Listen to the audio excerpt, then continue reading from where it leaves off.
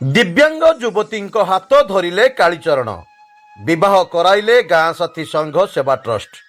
केउंझर जिला पाटलार बैतरणी तट परमेश्वर मंदिर रे राष्ट्रीय गाँ साथी श्रमिक संघ सेवा ट्रस्ट पक्षरु जने श्रमजीवी कन्यार विवाह करा जायछि। सूचना योग्य जे कन्या जनक दिव्यांग होइथिबा बेले बर स्व इच्छारे तांको विवाह करिसंती। पाटणा ब्लॉक कटाबेड़ा ग्रामर मंगलू महंतक झियो पिंकी महंत जहांकर बयस 27 वर्ष जन्मरू पोलियो रे आक्रांत होइथिले।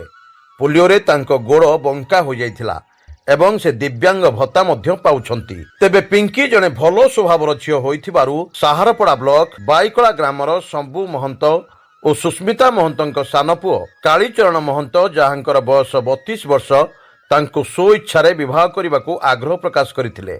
एथिपाई राष्ट्रीय गाँ साथी और श्रमिक संघ सेवा ट्रस्ट पक्षरु परमेश्वर मंदिर रे विवाह आयोजन करा जायथिला। आज बाहागर करा जायछि। गाँ साथी मेट संघर प्रफुल्ल महंत कन्यादान करथिला बेले सभापति अजित महंत, संपादक माटुरा मुंडा, सोमो सरोज पंडा, रमेश चंद्र महंत, मोहन महंत और ऋषिनाथ मुंडा प्रमुख विवाह उत्सव रे सामिल थिले। केउंझरु दशरथ बारिकी रिपोर्ट, स्वतंत्र ओडिशा लाइव।